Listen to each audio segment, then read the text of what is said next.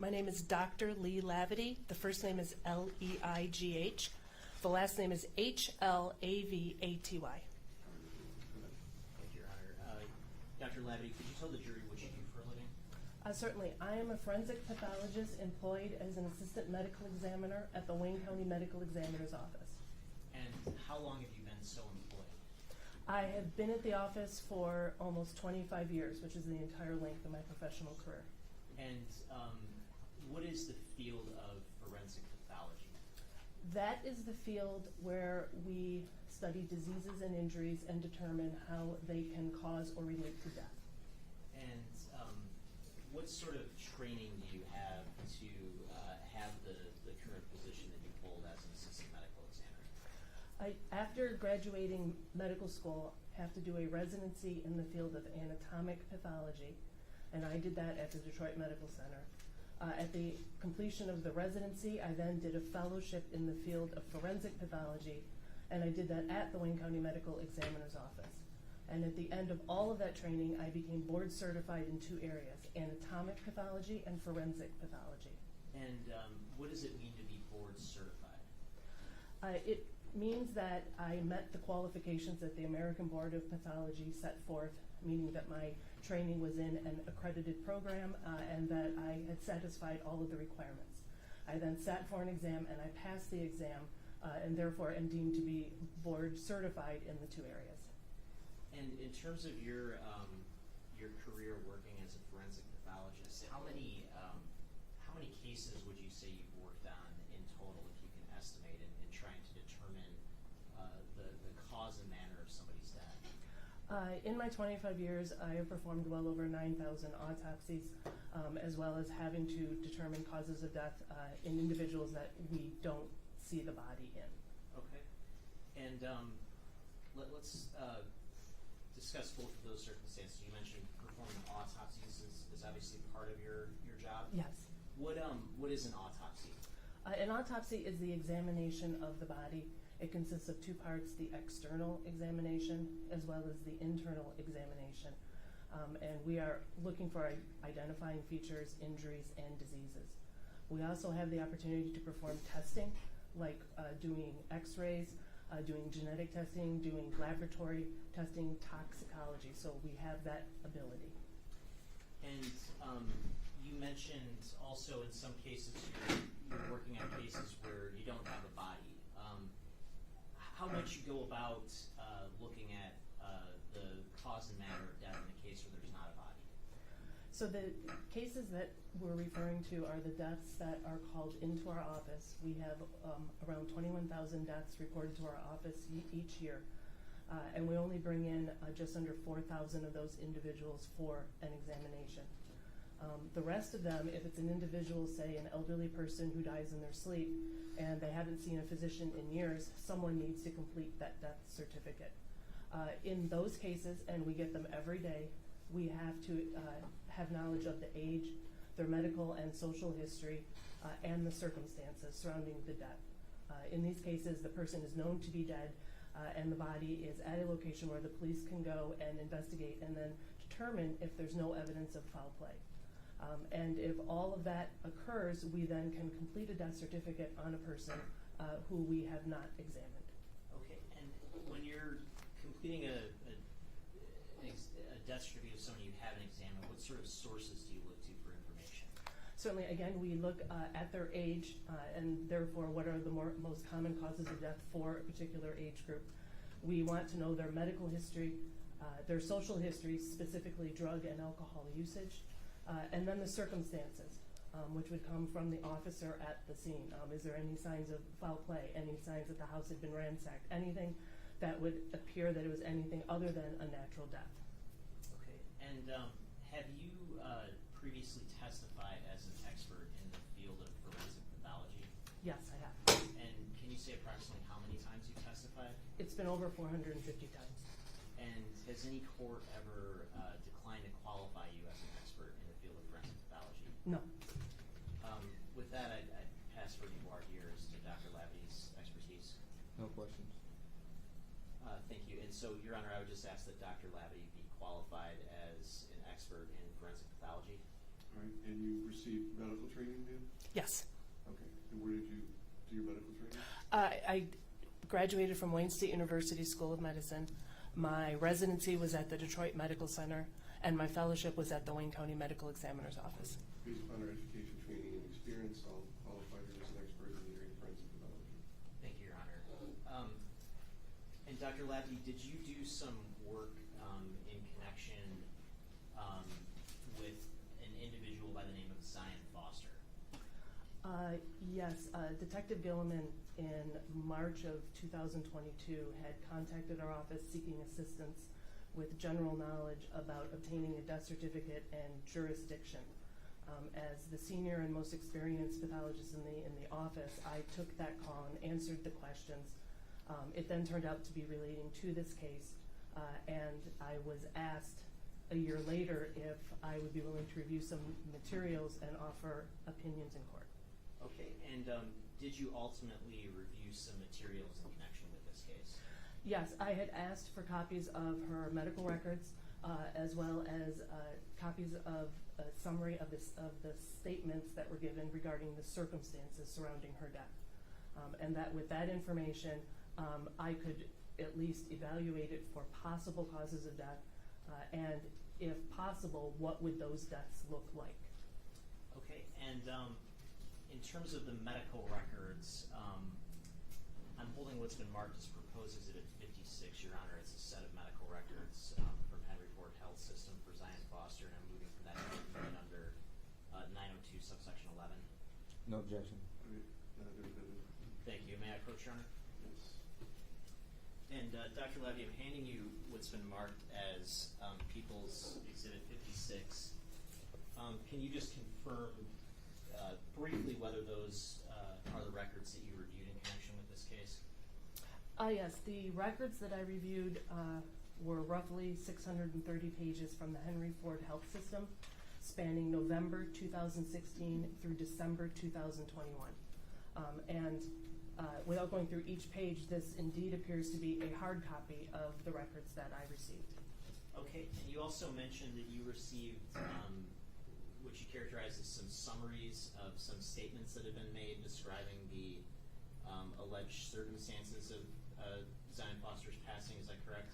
Yes, Detective Gilliman had indicated that there were 4 statements given regarding the circumstances surrounding Zion's death, and I had asked for a summary in particular to what drugs were alleged to have been used, the time frame between the drug use and her taking a nap, and her behavior during that time frame. And I received a 2-page summary that was compiled by Detective Gilliman of those 4 statements. Okay, and at some point subsequent to that, did you have an opportunity to review transcripts of the statements? Yes, in preparation for this trial, the prosecutor sent me copies of transcripts from the 4 statements. I read through them, and I believe that the summary that I had received and based my opinions off of were accurate. And just to be clear, I want to make sure, when you say 4 statements, are you sure it was 4 statements? I thought that there were 2 given to Sergeant Jones on the 19th, 1 on the 20th given to Lieutenant Lalone, and then 1 in June that was given to Sergeant Sullivan. Okay, understood.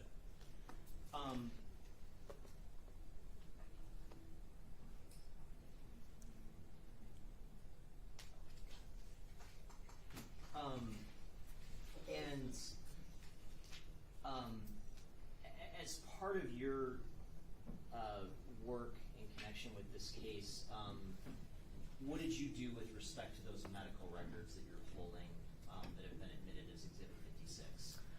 What I did was that I reviewed them and made notes about any conditions that she had, chronic conditions that were present during her yearly checkup and her problem list, visits that were for targeted reasons, and then I also made sure that I did research so that I fully understood these conditions and specifically how they could have caused her death.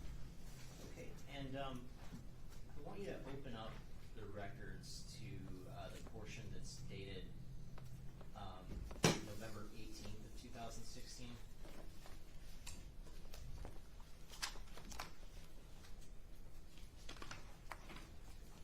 Do you see, is there a visit reflected for that particular date? Yes, on November 8th or 18th.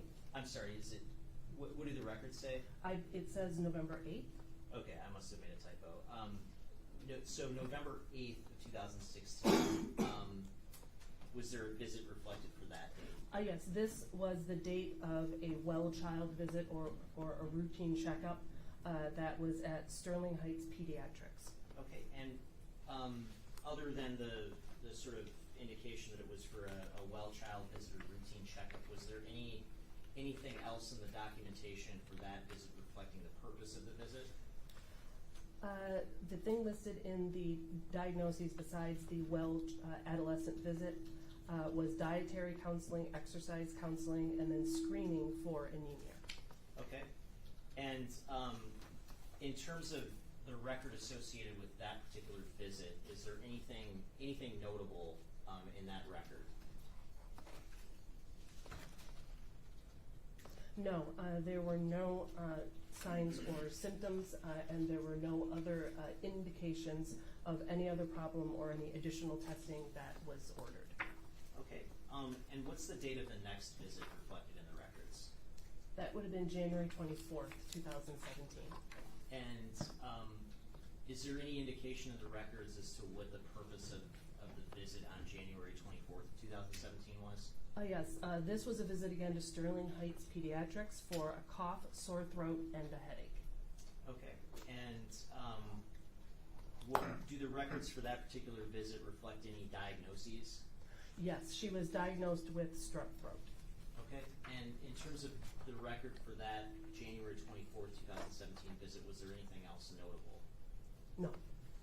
Okay, and what's the date of the next visit as reflected in the records? This would be April 22nd, 2017. And do the records indicate what the reason was for that particular visit? This particular visit was to the emergency room, Sterling Heights Emergency Med, and she was kept for 1 day. Okay, and is there any indication of whether there were any reported symptoms or diagnoses made during that visit? Yes, she was seen for a cough and she was diagnosed with pneumonia. Okay, but it indicates she was just kept for 1 day. Is that correct? Yes, or it was like an overnight situation. It may not have been a full 24 hours, but yes. And in terms of the records for that April 22nd, 2017 visit, is there anything else notable? No. What's the date of the next visit reflected in the records? The next visit is September 19th, 2017. And do the records indicate what the purpose was for that particular visit? This was again a well child visit, and again to Sterling Heights Pediatrics. And do the records for that visit reflect whether there were any diagnoses made or any notable symptoms reported?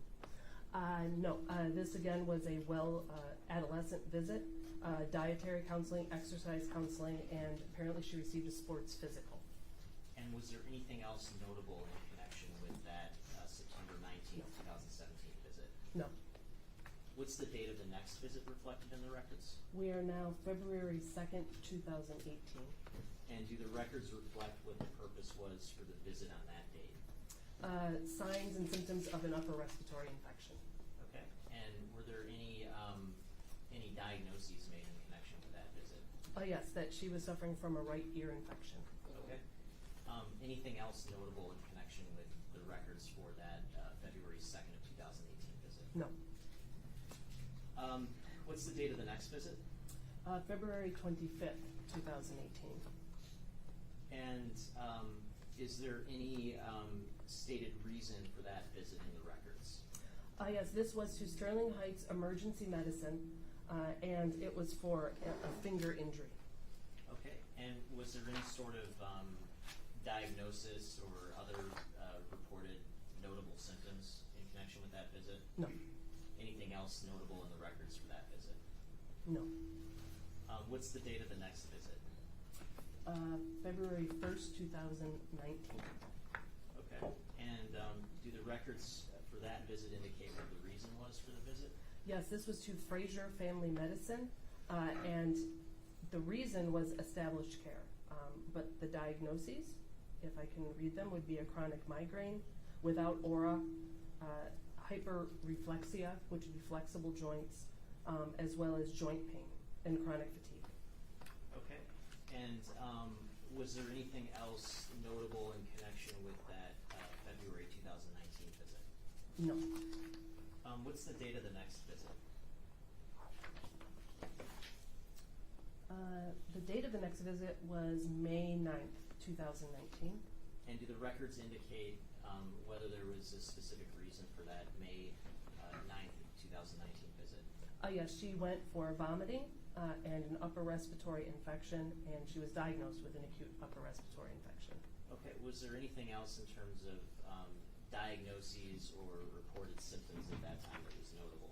No. What's the date of the next visit? Is May 11th, 2019. And do the records indicate what the purpose was for that visit? This was to a walk-in clinic, and it was for a cough. And was there any diagnosis made at that visit? Yes, she had a sinus infection, and then she had earwax impacted in her ears that had to be removed. Okay. Anything else notable in connection with that visit? No. What's the date of the next visit? The date of the next visit was October 2nd of 2019. And do the records indicate whether there was a reason for that particular visit? Yes, for nausea, dizziness, headache, sore throat, and chills. And do the records for that visit indicate whether there was any diagnosis made during that visit? Yes, she had a right ear infection again and sore throat. Okay. Anything else notable in connection with that particular visit? No. What's the date of the next visit? The next visit is December 12th of 2019. And do the records indicate what the reason was for that visit? Yes, she went to Cottage Walk-in Clinic for an irregular heartbeat. Okay. And do the records indicate whether there was any diagnosis made at that visit? Yes, she had described the irregular heartbeat as sometimes her heart is racing and other times barely beating at all. On exam, the only abnormal finding was tenderness of her chest wall, and they did an EKG, which was normal. So her diagnoses were that the palpitations were due to anxiety. Okay. And anything else notable in connection with that visit? No. What's the date of the next visit? The next visit is June 16th, 2020. And do the records indicate whether there was a reason for that visit? This was a visit for nausea and vomiting. And do the records indicate whether there was any diagnosis made at that visit? The diagnosis is unspecified, nausea and vomiting, so it appears that they didn't find a cause for it. Okay. Was there anything else notable in connection with that June of 2020 visit? No. And what's the date indicated for the next visit? Is March 10th, 2021. And do the records indicate whether there is a reason for that visit? Yes, this was a well child visit or a well adolescent visit. Okay. And do the records for that March of 2021 visit indicate whether there was any diagnosis made at that time? Yes, the diagnoses were that this was a routine visit without abnormal findings. She has chronic fatigue, vitamin D deficiency, Ehlers-Danlos syndrome, and then needing vaccines for school. Okay. Anything else notable in connection with that visit? No. Is there, what's the date of the next visit in the records? Is April 5th, 2021. And is there a stated reason in the records for that visit? Yes, this was a hospitalization and it was for COVID. Okay. And does it indicate whether there was any diagnosis made during that visit? Yes, she was diagnosed with COVID-19 infection, as well as the Ehlers-Danlos syndrome unspecified Okay. appearing. And does it indicate how long she was hospitalized? She was hospitalized for 2 days. Okay. And how about the date of the next visit? Okay. The next visit was April 12th, so 5 days after she was discharged from the hospital. Trying to get them over, sorry. And do the records indicate whether there was a stated reason for the April 12th, 2021 visit? Yes, this was to an emergency room, and it was for continuing respiratory symptoms. Okay. And do the records indicate whether there was any diagnosis made at that time? Yes, at this time she was diagnosed with pneumonia due to COVID. Okay. Was there anything else notable in connection with the records for the April 12th, 2021 visit? No, except that this pneumonia was treated as an outpatient. She was not admitted to the hospital for it. And what's the date of the next visit? The next visit was October 21st, 2021. And do the records indicate whether there was a stated reason for that visit? This visit was to family medicine for depression. Okay. And do the records for that visit indicate whether there was any diagnosis made? The diagnosis was anxiety and depression.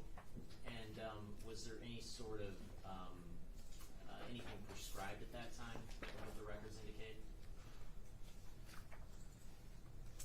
She was prescribed Prozac or fluoxetine.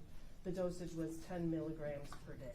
Okay, and are you familiar with the prescription medicine known as Prozac? Yes. And what is Prozac prescribed to treat? Prozac is fluoxetine, and it is prescribed. It is an antidepressant. Antidepressants are classified according to how they, the mechanism that they work in your body through. And fluoxetine is known as a selective serotonin reuptake inhibitor, an SSRI. And that is important when you're considering other diseases and whether they should be prescribed for them or not. And this is the lowest dose, or the starter dose for Prozac. The dosage can get much higher. And can SSRIs like Prozac be used to treat anxiety as well as depression? Yes. And is it common in your experience for them to be prescribed to treat both anxiety and depression? I object. I believe this goes beyond her expertise. She's not a pharmacologist. She stated that she's a forensic pathologist, so I don't believe she would be well versed on some of these medications, on what the causes or particular ailments necessary for an individual to take these. I'll lay more foundation, Your Honor. Okay. In your work as a forensic pathologist and as a trained medical doctor, do you have familiarity with prescription drugs? Yes, but my familiarity is with how they might cause death, or in combination with other drugs result in death. And I guess based on that knowledge, do you have some familiarity with the prescription practices relating to certain prescription drugs? With regards to Prozac, what I'm familiar with is that this is a starter dose versus one of the higher doses, and again, how it might interact with other diseases or drugs to result death. All I know is that I know that it is prescribed for anxiety and depression, but in what particular instance this versus another one, that's beyond my area. Okay, understood. But I guess what I'm wondering is can Prozac be used to can Prozac be prescribed for depression and anxiety? Yes. And you mentioned the dosage that Ms. Foster was prescribed was how much? 10 milligrams per day. And what was it that you said about that particular dosage? This is what the starter dosage is for Prozac. It can go up significantly higher for the total dosage per day. And are you aware of, based on your medical experience, of any safety issues relating to Prozac? Thankfully, no. Other types of antidepressants, there are some very serious contraindications for prescribing them, but Prozac is considered a low risk with a lot of other conditions and medications. Are you, in your work and in your training, are you familiar with whether there are possible side effects with abruptly stopping taking a drug like Prozac? Yes, with all antidepressants, you would preferably not want to just stop cold turkey. You would want to have a physician taper them because you can experience withdrawal symptoms. For Prozac, withdrawal symptoms are not serious, they're just uncomfortable. It refers to general malaise and fatigue. But abruptly stopping Prozac doesn't cause any significant impact to your health.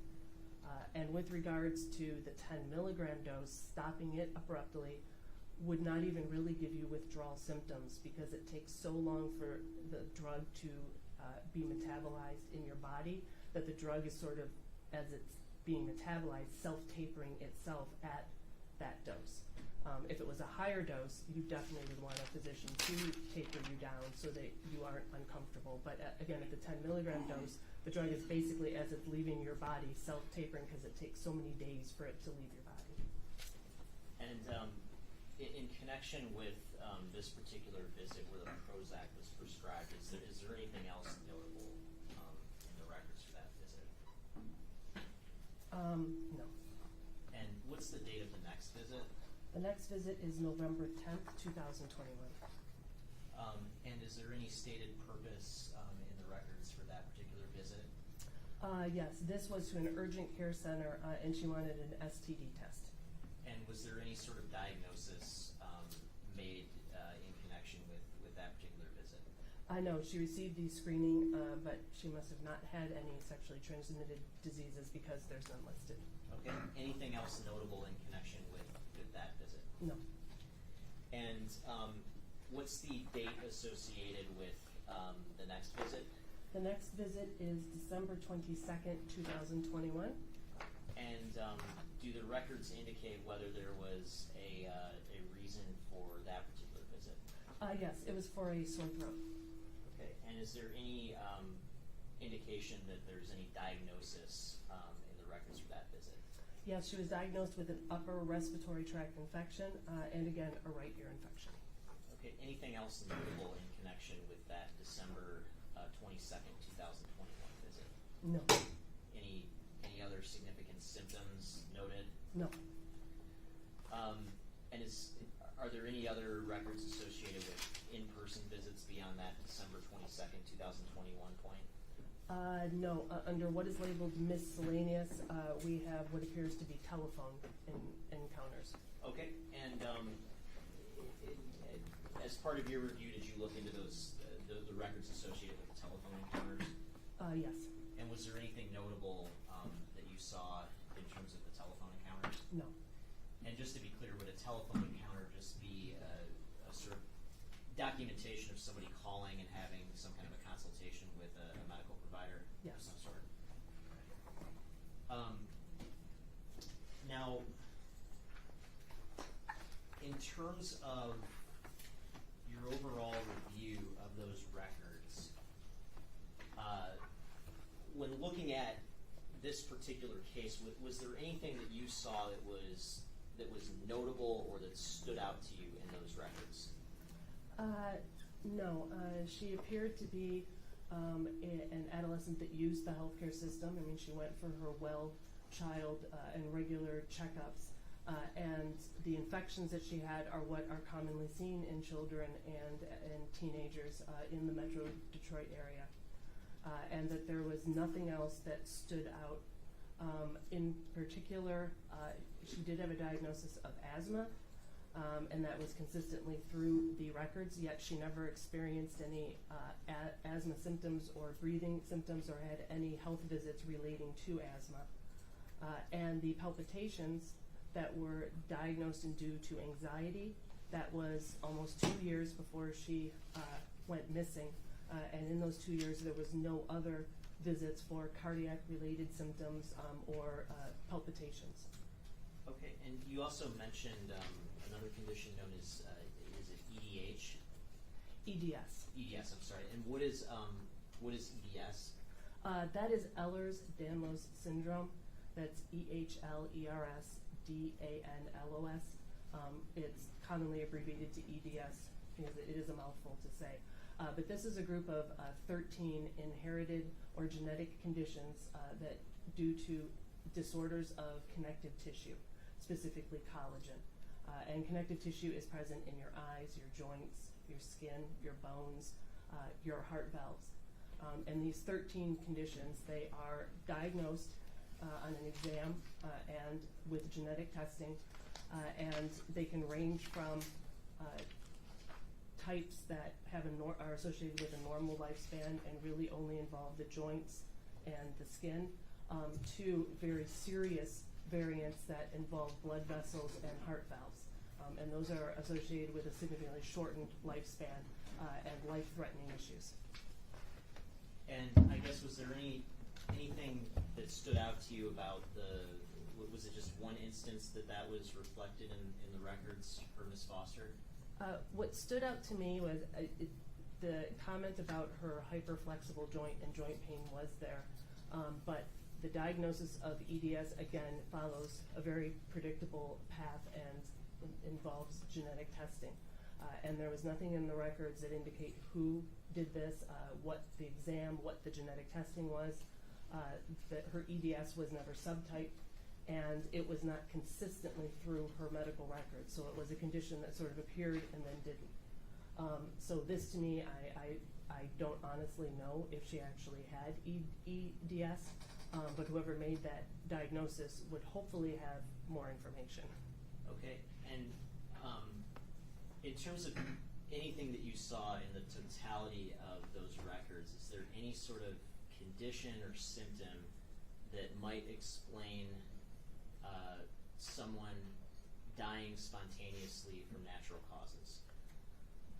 Going through the record, the only condition that could have resulted in sudden death or unexpected death in her would have been asthma.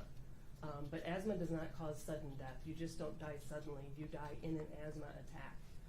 And asthma attacks it's like you're being suffocated. So it's the antithesis of falling asleep. I mean, you are struggling to breathe. You're breathing fast. If you have your inhalers, you are using it. I think to every person observing someone in an asthma attack, it's clear that something is wrong and going on. And that was not any signs or symptoms that were in the circumstances that were given to me.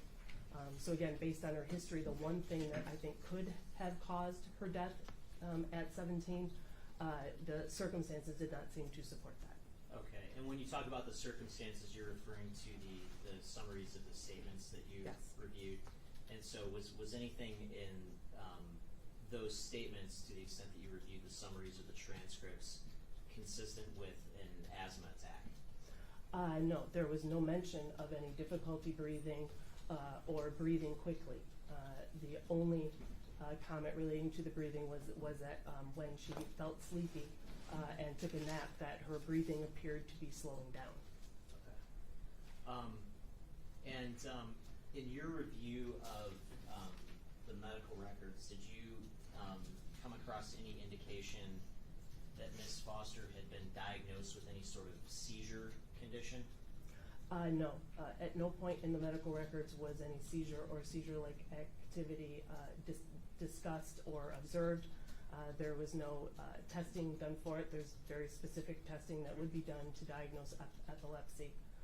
And so she never received a diagnosis, at least in the records that I received, of a seizure disorder. Okay, and in terms of those records, were there any sort of reported symptoms that could have been consistent with a seizure diagnosis? No, in the medical records there was nothing to indicate that she was experiencing seizure or seizure-like symptoms. And are there different types of conditions that could cause one to have seizures? Yes, if seizure-like activity is observed, that could be an honest seizure, and there's many different types of seizures, some that involve your awareness, others evolve body movements. But seizure-like activity could also represent an underlying cardiovascular problem. It's not that you're really having a seizure, but that you're temporarily your brain is not getting enough blood because of underlying issues, and that is resulting in what looks to us like a seizure.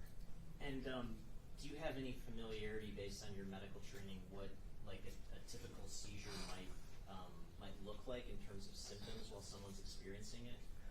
Again, there's a lot of different conditions, and they can range from what is known as an absence seizure, which is when you just sort of space out for a moment or two and then you snap right back to it, to what people know as grand mal seizures, where you are full on, thrashing around, and lack for a better term, you're going to be concerned about them swallowing their tongue and making it through the actual seizure.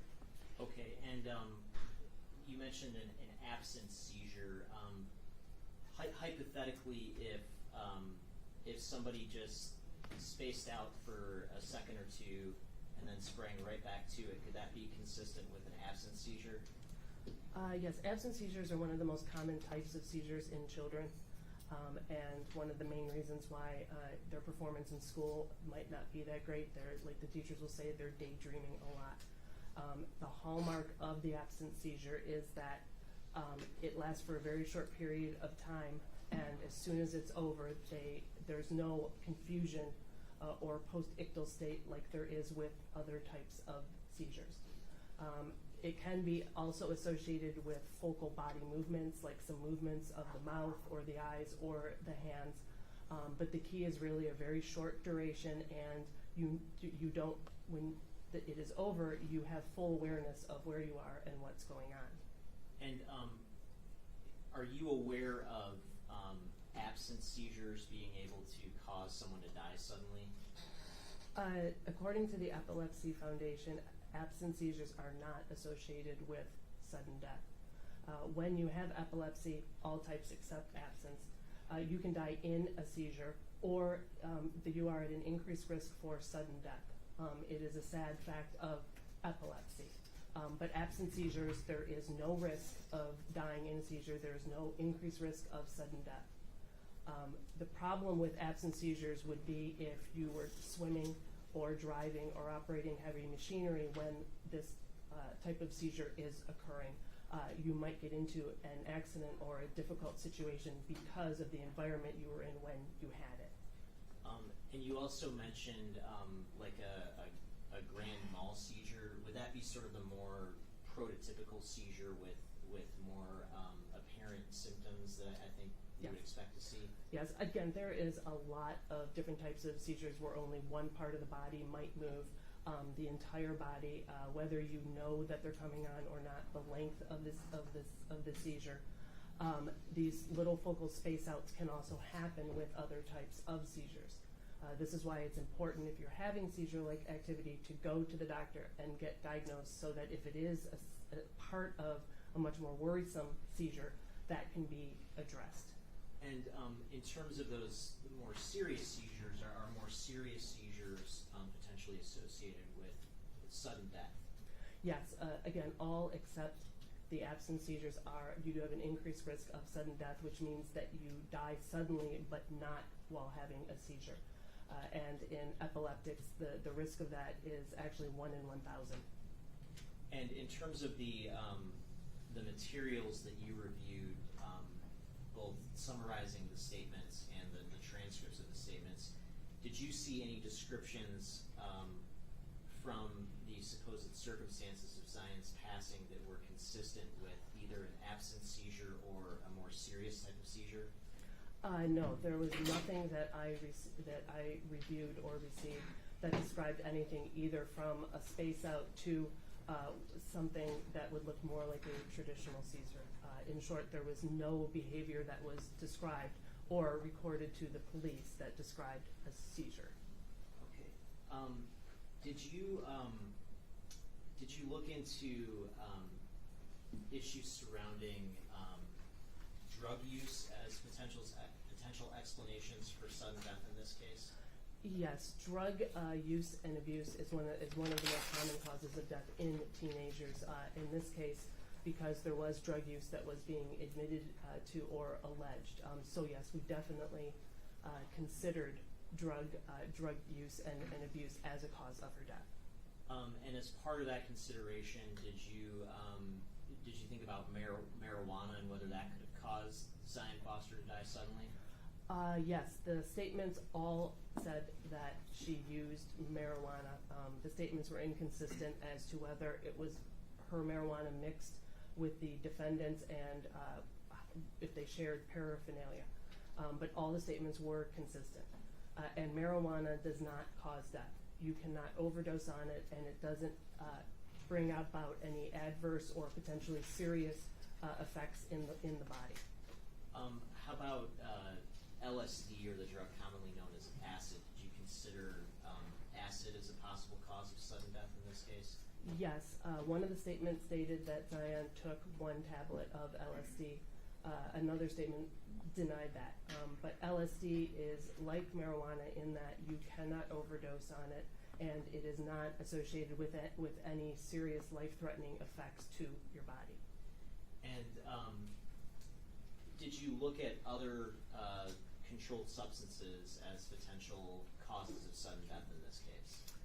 Yes, although opioids were not mentioned in society today, you would be remiss if you didn't always consider opioids as a possibility. And could you describe, just as a general matter for the jury, what are the sort of class of drugs known as opioids? Opioids would contain fentanyl, which is the big one that's on everyone's mind, as well as pills, like if you are prescribed Percocet, oxycodone. It is pretty much, opioids refers to opiate-like substances that are not morphine and are not heroin. And obviously, unlike marijuana and LSD, is it possible to overdose from and die from opioid use? Yes. Opioids, whether you take it yourself or if you're concerned about drugs being laced with it, and I'm referring mostly to fentanyl because that is predominantly what is out there right now. If you are not habituated to the effects of fentanyl, and if you don't know that you're taking it, you can certainly overdose and die. Fentanyl its peak effect takes hold in just a few minutes. So those people who are not used to taking it will fall asleep or collapse almost immediately after using it. And that's, again, just because that fentanyl only takes a few minutes for it to be its peak effect. The effect of fentanyl will wear off in about an hour. And the signs and symptoms that were described, and in particular, there was a passage of time in all of the statements between the drug use and her death. And with that passage of time, that meant that fentanyl could not have caused her death because, again, she would collapse almost immediately after using it and not an hour or two later. Okay, and just to be clear, the sort of descriptions of the defendant's statements that you received about the supposed circumstances of Zion Foster's death, were those at all consistent with an opioid-related death? No, all of the statements had indicated that there was a passage of time between the uses of the drug and her taking a nap or becoming unresponsive. And that passage of time would be inconsistent with her using fentanyl. And how about pills like Percocets? Would that same sort of thinking apply to a death from opioid-related pills? Yes, Percocet is oxycodone mixed with acetaminophen, and there are 2 preparations. One is a like immediate release, and the other is a controlled or sustained release. But all of the opioids are very consistent in that their peak effect happens relatively quickly, and they don't last in the body all that long. So all of the opioids that we could consider, given, again, the passage of time that was in the statements, would make the opioids not a very likely cause of her death. Okay, and based on your review of both the summaries of the statements that you received about the defendant's statements and the transcripts of those statements themselves. Can you opine as to whether there's any sort of medical plausibility to the claims that were made about Zion's passing? Well, the comments did not make any medical sense when trying to consider why an asymptomatic, otherwise healthy 17-year-old would die suddenly. The conditions that could have resulted in her death, like the asthma, the circumstances that were described did not fit. If she was having a cardiac event, she would have been experiencing palpitations, chest pain. That was not in the circumstances. The drugs that she was known to have used, the LSD and the marijuana, could not have caused her death in any way. Other drugs like the opiates, the time frame that was described in the circumstances did not make sense. So in other words, the behavior that was described in the passage of time does not make sense in why she would have died. Okay, and if at the time that you had completed your analysis, you had heard additionally, hypothetically, that at one point in time, Zion had essentially passed out for a second or two, but you had no other information about that episode, would your overall conclusion have changed? No, if she only passed out once, albeit briefly, that could be an absence seizure, or it could be related to something else. There was at no point in the medical records that I received was there ever a diagnosis of a seizure disorder. Admittedly, if there was one, if she had been diagnosed and it was a type other than absence, then most definitely she could have had a seizure. She could have died. She could have died from sudden death because of that condition. But I did not receive that information. And in terms of your overall experience and all the thousands of cases you've worked on, have you ever seen an otherwise healthy child die from a seizure? In children that have a diagnosis and a subtype and are on medication, unfortunately, yes. They can die while having a seizure, or they could just be found dead in their bed. But epilepsy is not something that we can diagnose after death. It's abnormal electrical activity in your brain, and when you're dead, your brain no longer has that activity. So it would have to be a condition that was diagnosed in life. And so yes, I have seen cases of that in children with a known diagnosis.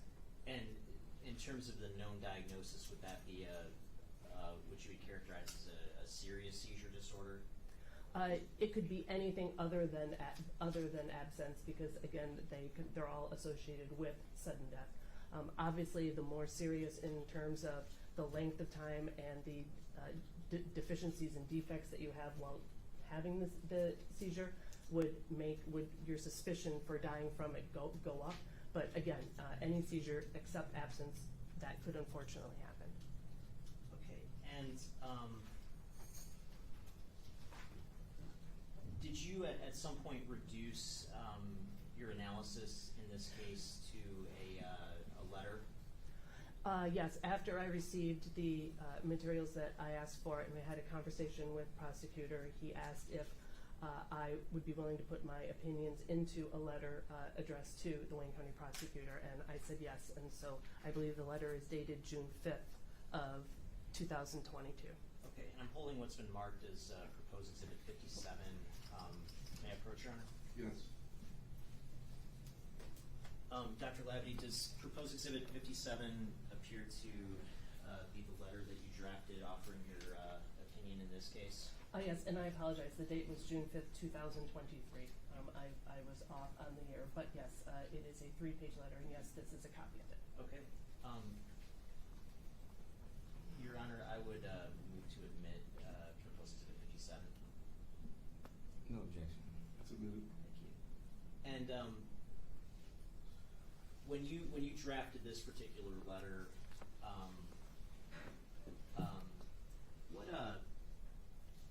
what was your sort of baseline conclusion? My baseline conclusion is that her cause of death is unknown. In a case like this, an autopsy and hopefully toxicology would need to be done to sort out what happened in her final moments.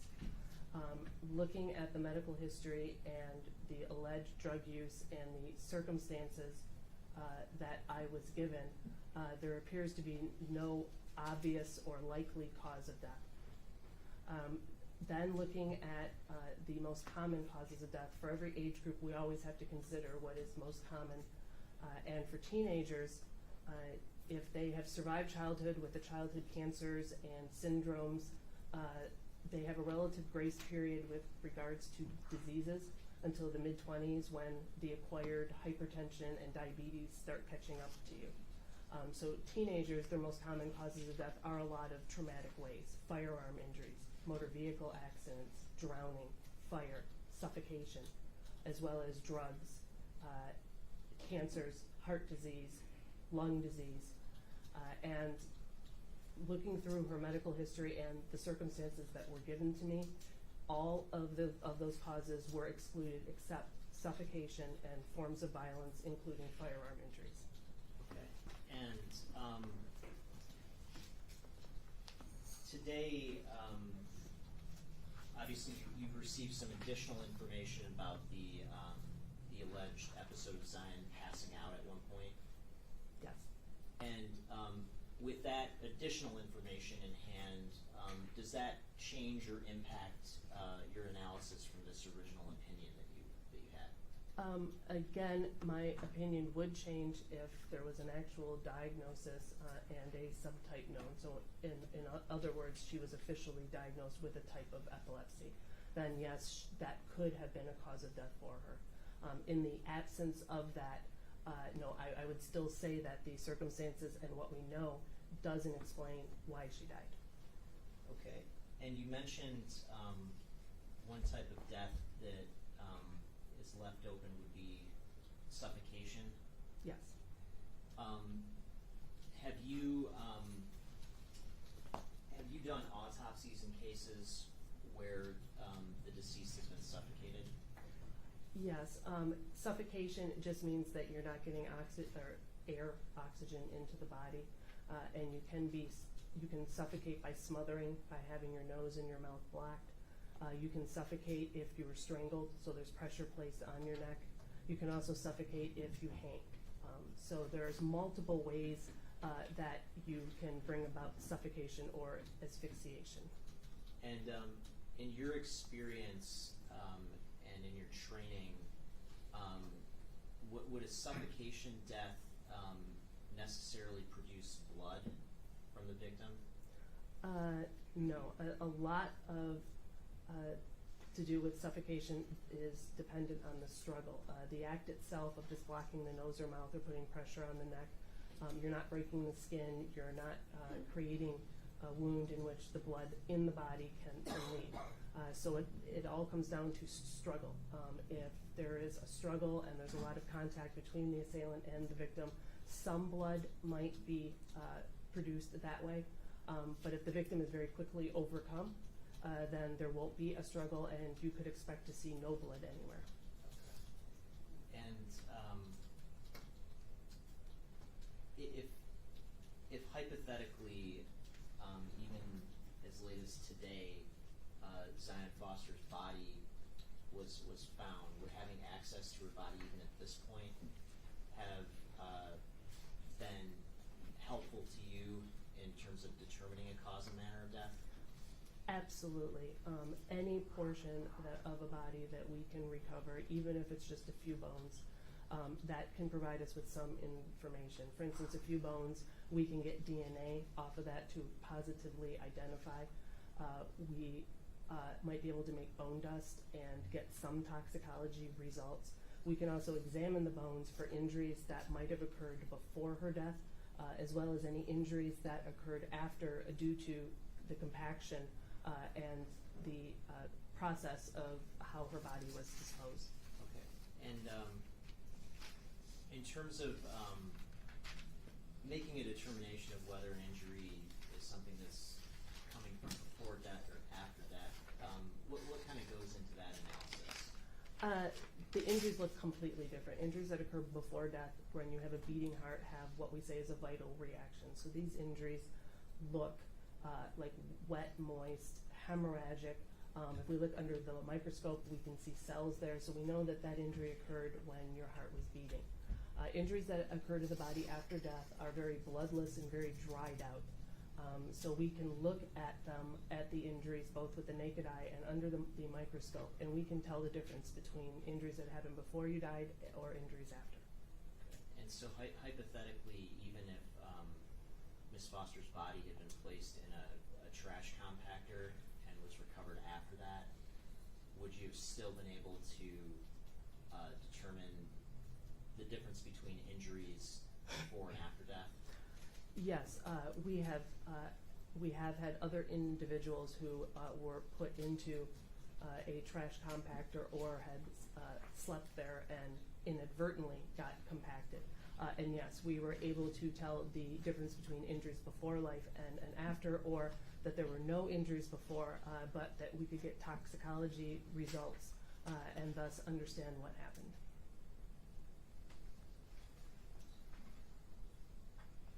Thank you. No further questions. Prosecutors? Yes, thank you. Good afternoon, doctor. Good afternoon. Now, when you did your analysis was premised on information that was provided to you, correct? Yes, on the medical records and on the summary of the 4 statements, yes. Okay.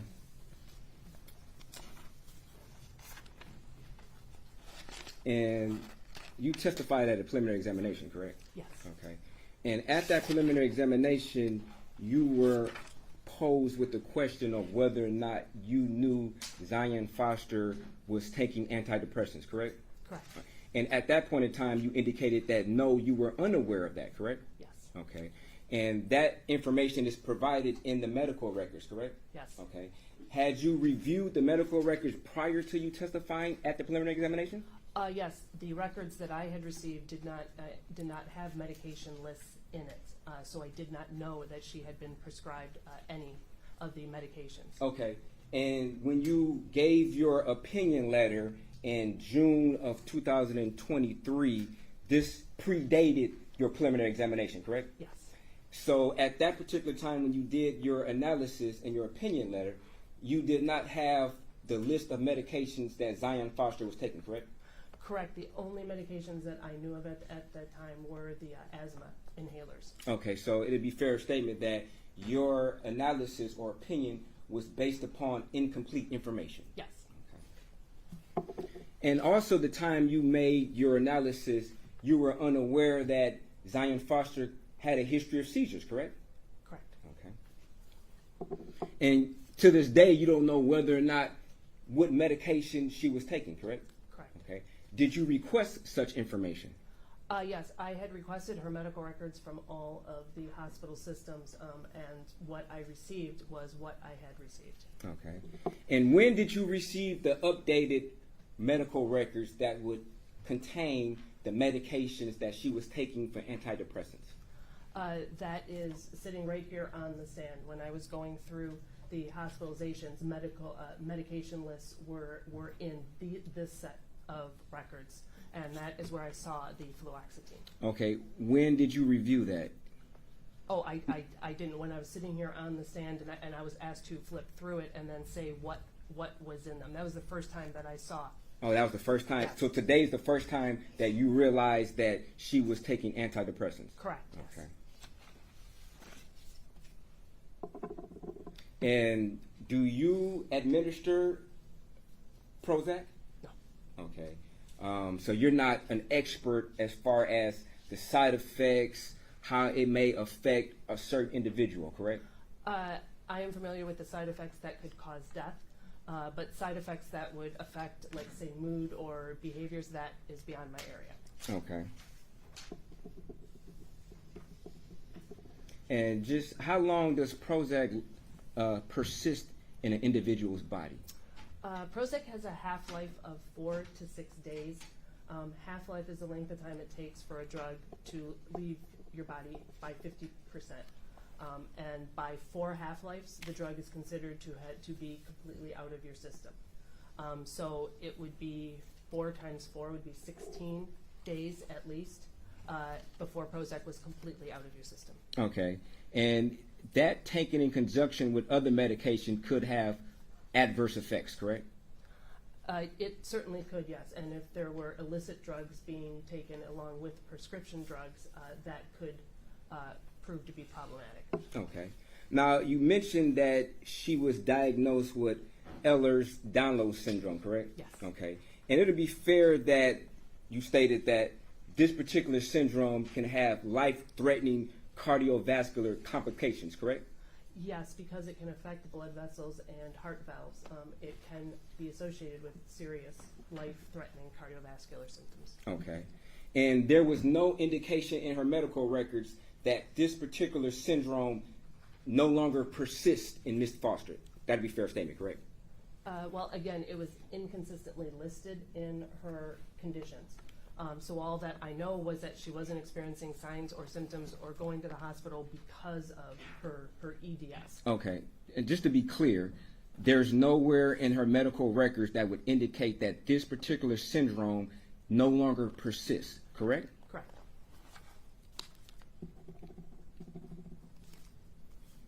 And you stated that this particular syndrome could be a cause for sudden death because it affects the cardiovascular, which is the heart. Is that correct? Yes, and blood vessels. But Okay. Yes. And if somebody went to the hospital complaining that they could barely feel their heartbeat, that could be an indication or a symptom of this particular syndrome, correct? Yes, the visit for the palpitations could have been a symptom of the EDS. She did not have that diagnosis at that time. Okay, but it could have been a symptom of that, to be clear, right? Yes. Okay.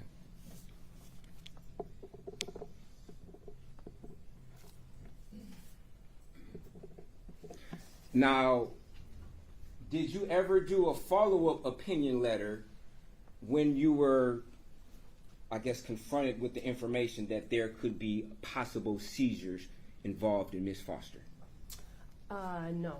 I was asked questions by counsel during the preliminary exam, but no, I did not follow up or change my opinion letter after first hearing about seizures. Okay. And when you say by counsel, you mean myself, correct? Yes, correct. And it would be fair that you were never asked questions by the prosecutor about seizures at the preliminary examination, correct? That is correct. Okay. And it would be fair that the prosecutor never contacted you and asked, could you provide a different opinion in conjunction with the information about her having seizures? That'd be fair, correct? That would be fair, yes. Okay. And also, there was never a request to you by the prosecutor to, I guess, formulate an opinion with the information that Ms. Foster was taking antidepressants. That'd be a fair statement, correct? Correct. Okay. And that information was never provided to you by the prosecution or the police that, in fact, Ms. Foster was taking antidepressants prior to today, correct? Yes, again, during the preliminary exam, you asked me questions about antidepressants, but prior to that, I had no knowledge, and since that, until sitting here, I did not have definitive proof that she was on any antidepressants. Okay. Now, you spoke about a absent seizure, which, in your opinion, is the least severe type of seizure an individual would have, correct? Yes. Okay. And would it be fair to say that other more severe seizures could, I guess, be unnoticed to an untrained eye? Well, I would say that we're talking about activities that don't appear normal. Spacing out or jerking or having rhythmic movements. That's what all of these seizures have some variation of. So I would say that that's observable. Okay. So it'd be fair that an individual could space out and have a more severe seizure symptom or category than an absent seizure, correct? Yes, the space out can occur with other types of seizures, and so it therefore could be part of a more serious condition. Okay. And had you had information that at one point in time somebody observed her having a blackout or type of situation, and they were aware that she had previous other symptoms or seizures, would that possibly dictate or change your opinion of a possible cause of death? Well, yes and no. Again, we need an official diagnosis of epilepsy to truly consider it. These episodes that have been described may be seizures, may be absent seizures, may be other types of seizures, could be relating to cardiovascular disease. My answer would be that if she has been diagnosed and it's with epilepsy other than the absent seizures, that could explain her death. Without that diagnosis, we're just speculating, and I can't say that it then was actually a seizure or contributed to her death. Okay.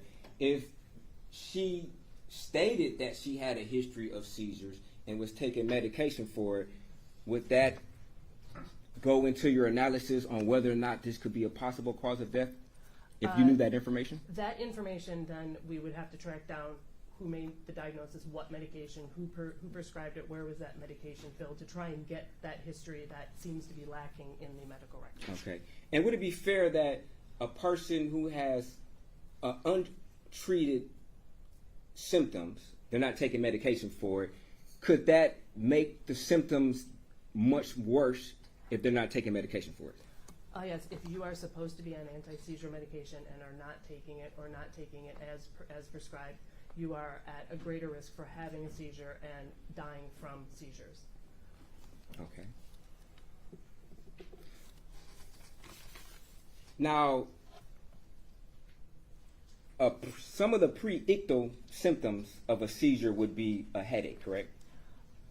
That would be the aura, which could be the sense that you know a seizure is coming on, and a headache could be that feeling. The ictal refers to, at least in my understanding, the post-ictal is the period after the seizure where you are confused and you momentarily don't know what's going on. Okay, and so pre-ictal would be before the seizure, correct? Okay, yes. Are you familiar with that term? Yes. Okay. Okay. And also, some signs or pre-ictal signs prior to a seizure could be fatigue, correct? Yes. Okay. Now, fatigue and headaches could be symptoms of a person who is epileptic, correct? Yes. Okay. And if they go constantly to the hospital with these particular symptoms, it's possible that they were just undiagnosed for having seizures or being epileptic. Would that be fair? Correct. If they're not suspecting it, or it's not typical seizure behaviors, it can be misdiagnosed or the diagnosis could be delayed. Okay. And you would agree that no two seizures are the same, correct?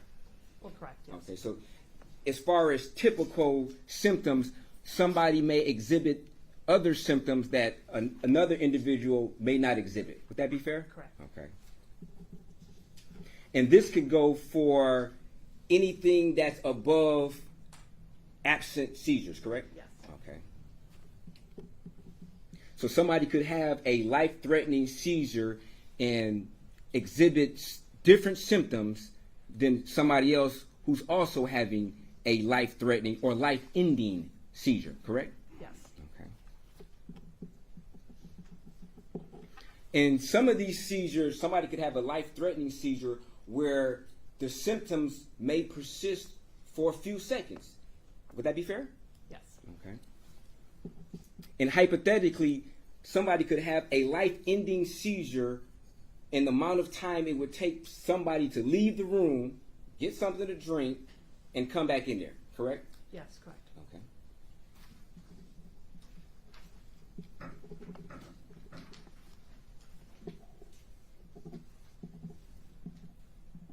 Now, you didn't have an opportunity, of course, to examine Ms. Foster prior to the date, correct? Well, yes. I mean, I've never examined her in life or her remains, correct. Okay. So you wouldn't be able to be in a position to say whether or not she was asymptomatic at certain times of certain ailments, correct? Correct. Okay. And on this particular day, you wouldn't be in a position to say whether or not she exhibited certain signs for a seizure that was more severe than an absent seizure, correct? That is correct. Okay.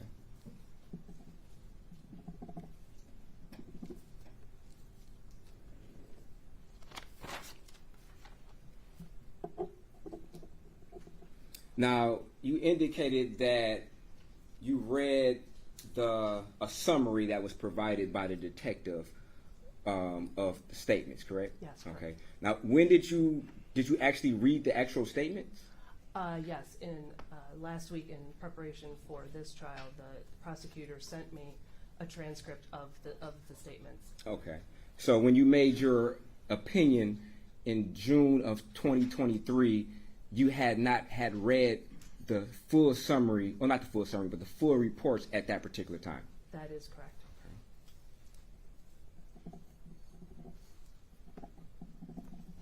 Now, you also stated that in today's society, you have to incorporate opiates in your analysis, correct? Yes. Okay. And would it be fair to say the reason because of that is that in some incidences, there's an inadvertently, I guess, consumption of fentanyl? Or it could be. Yeah, in a lot of situations, we don't know. There are people who are known to use drugs, prescription or otherwise. But yes, fentanyl seems to be very pervasive in our society. Okay. Have you ever been, I guess, seen a particular case where there has been marijuana that has been laced with fentanyl and somebody may have consumed that without them knowing? Yes, that is a possibility. Okay. And is it also a possibility that an individual could have been regularly consuming marijuana laced with fentanyl, and then to a particular time they consume more than they normally do and overdose? Yes, that's a possibility too. And is it also, I guess, a fair statement that if somebody was regularly consuming marijuana with fentanyl, they would build up some type of tolerance, correct? Yes, it would take higher doses and more doses for them to feel the effects. Okay.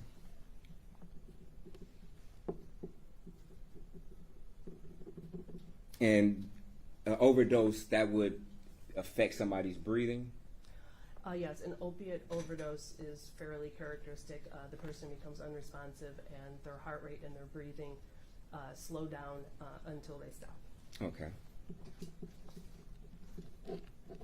And if somebody was experiencing a life-ending seizure, would it also be similar symptoms such as difficulty breathing or shallow breathing and a faint heartbeat?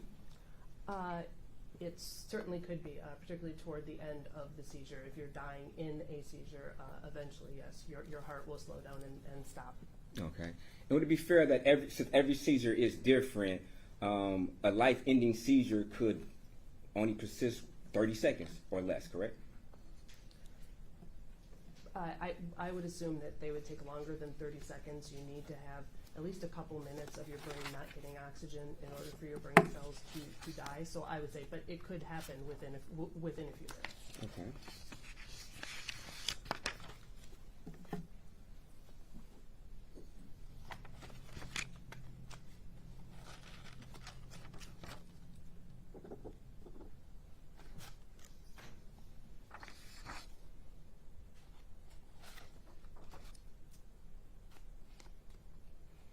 And when you hear, I guess, the symptoms of a faint heartbeat and barely or shallow breathing, to you as a trained expert, that means that somebody could be or is close to death, correct?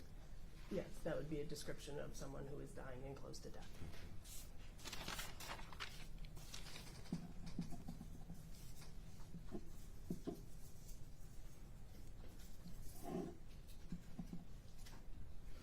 Do you know if Prozac is a tricyclic antidepressant? No, Prozac again is the SSRI. Tricyclic antidepressants they act by a different mechanism. So Prozac is not one of those? Correct. Okay. Had you had an opportunity to review her whole medical records to determine whether or not she was under a triglyceric antidepressant?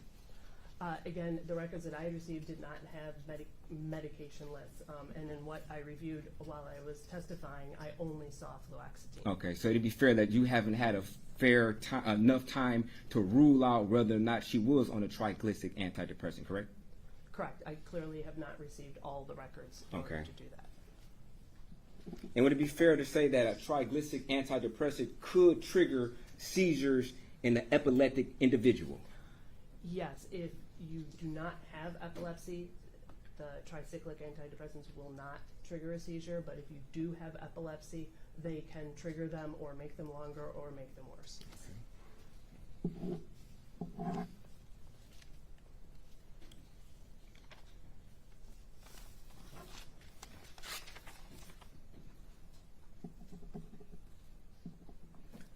He also stated that she was diagnosed with COVID.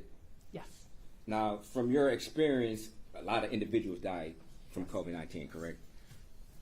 And some individuals had heart issues that were caused by COVID-19, correct? yes. Okay. And you're not in a position to rule out whether or not COVID-19 could have been a contributing factor in somebody who already has a pre-existing cardiovascular issues. In order for that to be an option, you would still have to be COVID positive and have documented signs and symptoms relating to that since the time that you were sick. In this case, she had the diagnosis and she had the pneumonia, which resolved, and she had no other signs or symptoms relating to it. Okay. So I would say in her case, know that if she was having cardiac symptoms or heart disease, it would not be due to COVID. Okay, and it'd be fair to say that you have no documentation that she ever tested negative for COVID-19 after testing positive, correct? I honestly don't know. In the records I had, there was no follow-up COVID. I don't know whether she actually did have follow-up COVID tests or not. Okay. And you would agree that during COVID-19, a lot of individuals died who were in fact asymptomatic, correct? That would really be no. In all of the COVID deaths that we had within Wayne County, they were symptomatic, whether acutely ill or had documented long COVID signs and symptoms. To just spontaneously die and have it be due to COVID was not the case, is not the case. Okay, so there was never any, I guess, conversation or literature that was put out that individuals were asymptomatic of COVID-19. They could be asymptomatic and die, but then they would have died from something else. If you were asymptomatic, you would not have died actively from a COVID infection. Okay. But COVID, if you have a COVID infection, it could make a pre-existing condition worse, correct? Yes, it could. Okay. Such as an individual who's diagnosed with Ehlers-Danlos syndrome, correct? Yes, anytime you have a syndrome like EDS, you want to stay clear of all infections because that can make things worse. So by her having COVID, if she actually had EDS and it was diagnosed at that time, definitely an infection could have made that worse. Okay. And the same for pneumonia. It could have made that syndrome worse too, correct? Yes, except that her pneumonias were all treated as an outpatient and they resolved. So I would think that would be very unlikely in her case, unless she died while she was actively having pneumonia. Okay. But the fact that she was treated as an outpatient doesn't lessen the probability that pneumonia could make a Ehlers-Danlos syndrome worse. True, but it wouldn't be a long-term worse. It would be worse while you were actively sick. So while she had pneumonia, it could have made her conditions worse. But once you heal and the pneumonia is gone, then its effect on something like EDS should no longer exist. Okay.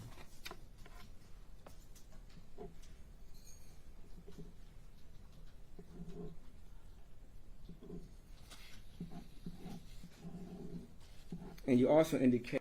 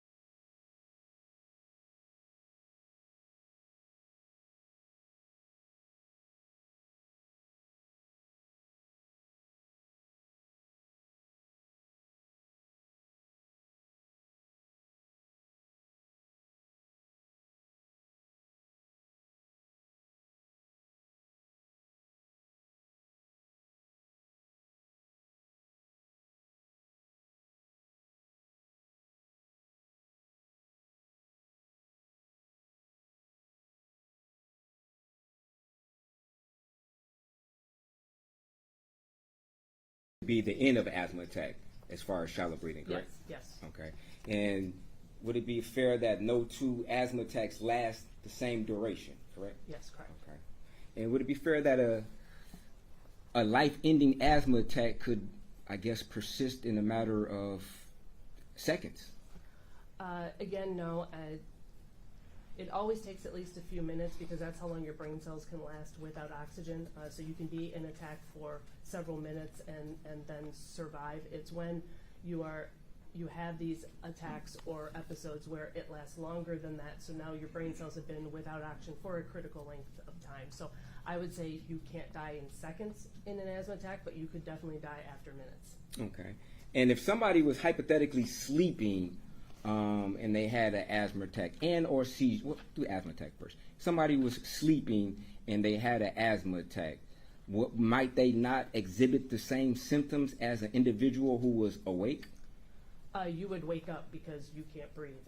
So again, it's a very active struggle to breathe type of look. So yes, you would wake up. You wouldn't just die in your sleep in an asthma attack. You would wake up and be struggling. Okay. And in regards to a seizure, if somebody was asleep and they had a seizure, a life-ending seizure, may it have different symptoms than an individual who was awake? Yes, again, with the exception of absence seizures, you can die in a seizure or it's sudden death, which is most instances you are just dead in bed. There's no evidence that you died while having seizure activity. So yes, when you are asleep, you can die from seizures and have it appear like nothing. Okay. And you indicated that the way to detect if somebody is prone to epilepsy or have a history of such, then you would have to test their brain waves. I'm sorry. Yes, Correct. epilepsy is diagnosed on exam laboratory tests, which include an EEG, which does look at the brain waves, and that can only be done when you're alive. Okay. So to be fair, that if you're presented a body, if somebody died because of a seizure, there's no way that you will be able to determine whether or not that individual actually did die of a seizure, correct? Correct. There are no autopsy findings of seizure. This is why the history before death is so important. If we do have that history, the autopsy is really to rule out other reasons why you died. Okay. And if we can do that, there's no other diseases, there's no drugs, and you have a history of epilepsy, then we can conclude that that's what you died from. And in a situation where it may not have been documented that somebody had a history of seizures, and you're presented with a body and you do an autopsy, then you wouldn't be able to even come to the conclusion that they did die of a seizure, correct? That is correct.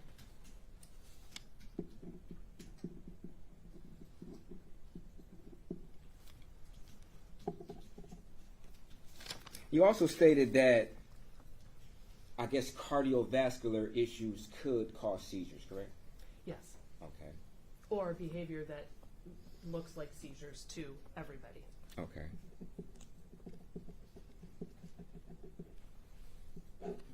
And Ehlers-Danlos syndrome is a condition which could cause seizure-like symptoms to the untrained eye or trained eye, correct? Well, certain variants of it have the vascular, the heart and vascular component. So if she's dying from one of those related issues, the behavior that you see might resemble a seizure. But EDS by itself doesn't cause seizures or, in the absence of cardiovascular symptoms, produce seizure-like activities. Okay. So in conclusion, it's very possible that an individual who had a history of seizures could have suddenly died a 17-year-old, 18-year-old individual could die of a seizure if they had a history of it, correct? Yes, correct. Okay. And just to be clear, had you had that information, you would have reduced that to writing in your report, correct? Yes, if I had the documentation of that, I would have included that in the likely scenario or not, depending on what the medical records actually showed. Okay. In the summary that you read, the symptoms of faint heartbeat and shallow breathing or difficulty breathing could be consistent with a life-ending seizure, correct? Correct, or it's the common pathway to any life-ending event. Eventually, you are unresponsive and your heart slows down until it stops. Just to be clear, it could be consistent with a life-ending seizure, correct? Yes, Okay. yes. Thank you. No further questions. Yes, Your Honor. I want to publish a couple of documents briefly.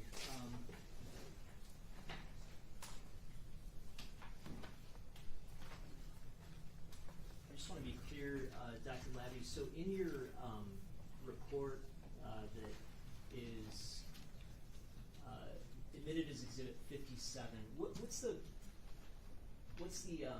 final sentence of this first paragraph read? The other file was a 638-page copy of Zion Foster's medical records in the Henry Ford Health System. Okay, and just then showing Exhibit 56, the set of medical records, how many pages are reflected here? Here, 638. Okay, I guess what I'm wondering, and I've got this up to page 495, and you see some discussion of medications here, is that correct? Yes. And this would be from December 12th, 2021? Or December 22nd of 2021, I'm sorry. Would that be correct? Yes. Is it possible in your initial review that you just missed this? Objection, that's leading. Well, I'm asking because I'm confused about this. What rules? Certainly, when I reviewed this, I did not see any medications or the fluoxetine listed. I did not memorize all 638 pages of her medical records. So if that is in my copy, then yes, I completely missed that it was there. But just to be clear, you reviewed a 638-page set of records, correct? Correct. And this exhibit is a 638-page set of records? Yes. Okay. There was some discussion about the summaries of the statements that Detective Gilliman provided to you. In reviewing the actual transcripts of the statements, were there any material differences that you saw between the two sets? No. Again, the only information that I was interested in is what drugs were allegedly used, the time frame between the usage and her becoming unresponsive, and her behavior during that time. When I reviewed the transcripts of these statements, the information regarding these issues were identical to the two-page summary that I had received. And just to be clear, your analysis was sort of limited to those summaries that you received and this set of medical records, is that correct? Yes, correct. And would it have been relevant to your analysis if you heard that the defendant had a deep bloody gash on him the night that Zion Foster disappeared? Objection, Your Honor. How is this relevant to? First of all, this goes beyond the scope of cross, and I don't see how it's relevant to her testimony at all. Definitely beyond the scope of cross. How is this beyond the scope of cross? I mean, he's been asking hypothetical after hypothetical after hypothetical for the last hour. I've been asking hypotheticals about what could have happened, just like he was asking hypotheticals if somebody had this condition or this condition. But as far as what's allegedly on somebody else, I believe that goes beyond her testimony, definitely beyond the scope of cross. Okay. I'll analyze some of your points. Would it have been relevant for your analysis if you had heard that the defendant had a large bloody gash the night that Zion Foster disappeared? While that information might have been a red flag for law enforcement, since I didn't have a body to examine and an autopsy, any injuries on anybody else I cannot put into context. If I had a body and I could do an autopsy and I knew that there were, say, stab wounds or blunt force trauma, then yes, any injuries that could possibly be on someone else could indicate a struggle. But without a body to examine, I can't say anything about injuries on anybody else. Okay, and in terms of your review of the descriptions of the supposed circumstances of Miss Foster's passing, especially in connection with all the questioning about seizures, would it have been relevant for you to know that the defendant himself claims to have had seizures? I think Objection. This is irrelevant. Like, Your Honor, this is irrelevant to her analysis and her testimony, whether or not any condition my client possibly had. I don't see how the relevance is, Your Honor. How is it relevant? Because wouldn't you think that would be the first thing that the defendant would have said in one of these 4 different statements that he told the police? Your Honor, this is beyond her expertise, Your Honor. All right, sustain. Thank you. Okay.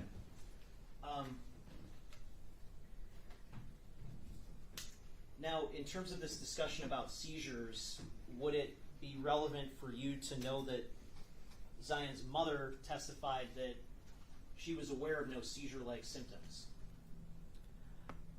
that information, and if assuming that the mother spends a lot of time around her children, would speak to the frequency of any seizure-like activity. If she hasn't noticed any and she spends a lot of time around her child, that would certainly tell you that the seizures did not happen very, very often.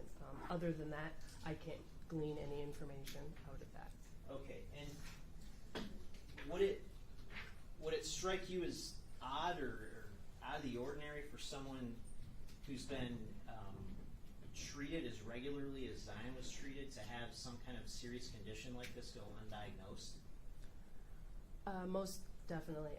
As I said previously, she was no stranger to the healthcare system. I mean, she even went for her wellness checks, and a condition like this would have to be diagnosed and medicated, and would definitely appear in your problem list and in your medication list, so that any subsequent visits they would know, and in case there was like going to be any medications that are going to be prescribed new, that it doesn't conflict with what she already has. Some seizure medications also require maintenance levels. So it is strange, given how often she went into the healthcare system, that there's no diagnosis or anti-seizure meds prescribed. Okay. And do you have any suspicion that EDS killed Zion Foster? I question as a physician whether she actually had it when it's not consistently appearing in your records, and in the records how the diagnosis was made and the testing. Without that, I doubt that she actually had it. If she did actually have it, she was clearly not having any cardiovascular symptoms, which would be the life-threatening ones. And with the vascular type that affects blood vessels, there are characteristic facial features that go along with it, and she did not have those. The valvular type, you can have valve prolapse and die suddenly, but that type manifests a lot earlier in life. So besides doubting that how the diagnosis was made, there was no mention of any of the other supporting things that would be needed that would indicate that she had it or that it was life-threatening. Okay, and in your work over the past 26 years, have you encountered other cases involving the alleged disposal of human remains? Yes. You ever heard of anybody disposing of human remains to hide a death by COVID-19? Objection, Your Honor. This goes beyond the scope. She's not an investigator. And how She would spent a half hour trying to suggest she died of COVID. I think I can question.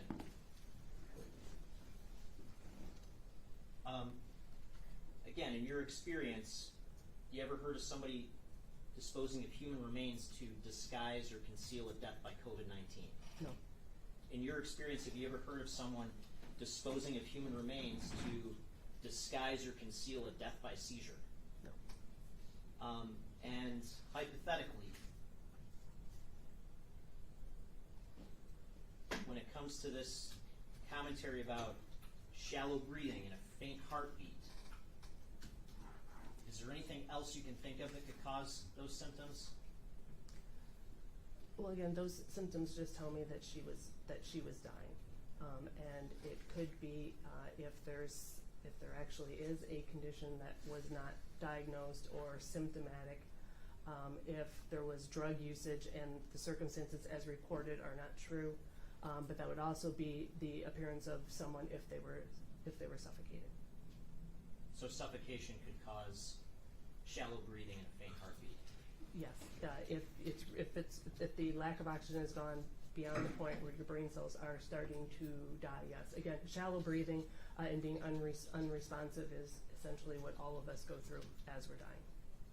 Thank you. Nothing further. Yes, thank you. Now, doctor, you stated that you were unaware of any anti-seizure medications, correct? Yes. It's possible that you may have overlooked whether or not there was a history of anti-seizure medications that were prescribed to her, correct? Well, no, I didn't overlook that there was no diagnosis of it or monitoring or treatment. If it had appeared without a diagnosis in her medication list and it was in the list that I clearly missed with the fluoxetine, then yes. So it's possible that you missed it, correct? But again, not in the context of there was no diagnosis or monitoring of it. So I don't believe that I missed it in the medical records. Okay, but you don't know what you don't know. So if you did miss it in the diagnosis, which is a possibility, you wouldn't be in a position right now to say that you missed it, correct? Correct? Yes, I Okay. guess if I don't know that it was there, then I don't Okay. know that it was there. And similarly, when you were asked the question at an exam prior today about there being a presence of antidepressant medication, at that point in time, you thought that it wasn't, correct? Correct. And you had the correct information at the time of your analysis, correct? If that page appears in my medical records, then Okay. yes, it was there. And it'd be fair that you were never given any additional medical records other than the ones you were previously provided at the inception of your analysis, correct? That is correct. After the preliminary exam and the questions of you regarding antidepressants and seizures, I did ask if there were any other medical records, and I was told that I received all that they could find. Okay. So the medical records that contain the information that there has been a history of antidepressant, you had those medical records when you formulated your opinion in your June of 2023 letter, correct? Yes. Okay.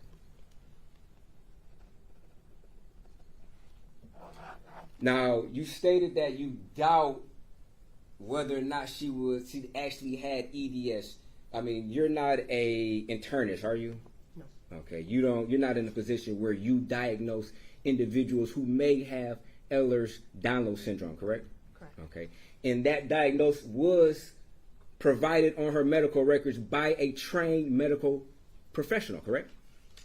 Yes. Okay. However, it wasn't typed. That information was contained in her medical records by a trained medical professional, yes? Okay. Did you ever request additional information from that medical provider to find out whether or not, in fact, she did have Ehlers-Danlos syndrome or if it was misdiagnosed?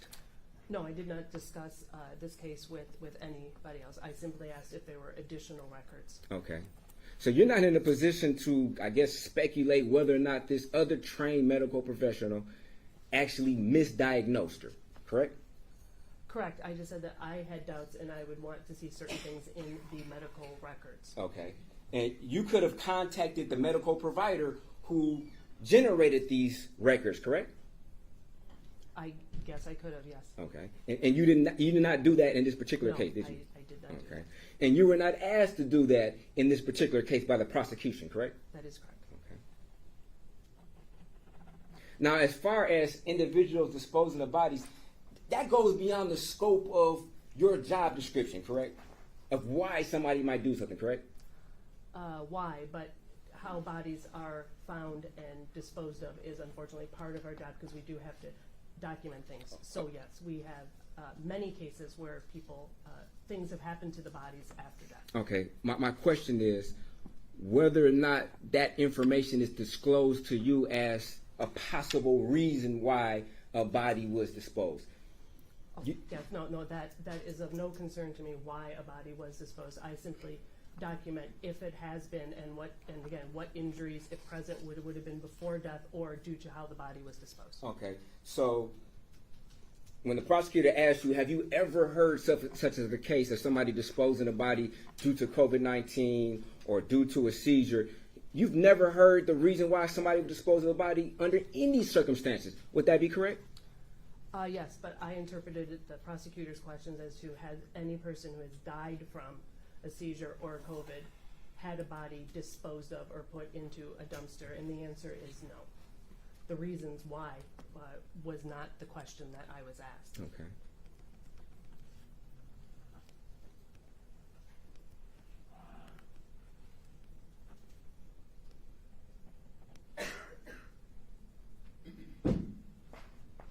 Now, you stated that there would be facial features, I guess, associated with...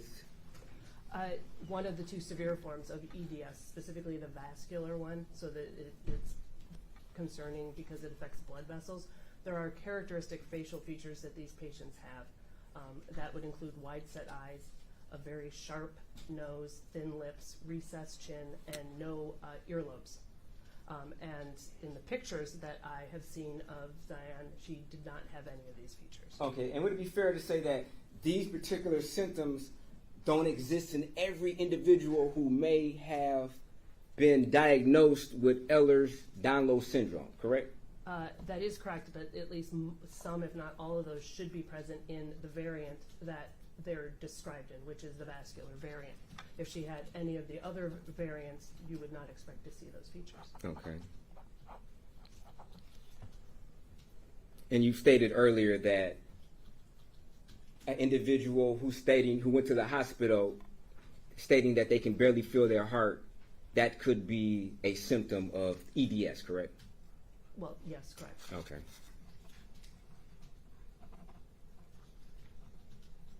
And it's also possible that at times hospitals fail to diagnose an individual with certain conditions, correct? Yes, with particularly vague symptoms, it can be misdiagnosed or undiagnosed for a period of time, yes. Okay. And a person who's epileptic, some of the symptoms are fatigue and headaches, correct? As an indication that they're coming on, yes. Okay. And a person can go to the hospital with these particular symptoms and be misdiagnosed, correct? Yes. Okay. Because there's a particular test that one must undergo in order to find out whether or not somebody has seizure issues, correct?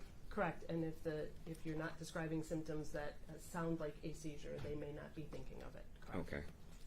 Thank you. No further questions. Any redirect? No, Your Honor. Any questions from the jury? Please pass your questions up to the deputy. Counsel, please approach.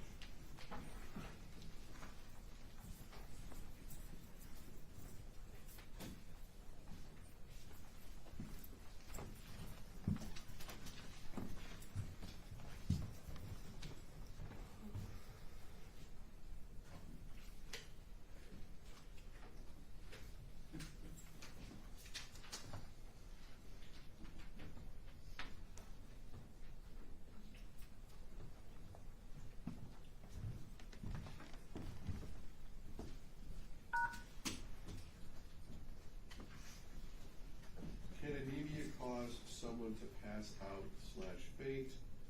Could this look like a mild seizure? Yes, if you are anemic, particularly like when you stand up or bend over, you can get dizzy, you can get lightheaded, and you can faint. And if that, I guess, persists long enough, then it could look like seizure-like activity, but usually no. But yes, passing out, fainting, most definitely. If you're anemic, the seizure-like activity less likely. Any follow-up questions based on this? No, Your Honor. And based upon your reviewing of the medical records, there was no history of her being anemic, correct? I do not recall seeing that in her medical records. Okay, no. thank you. No further questions. Thank you, ma'am. You can step down.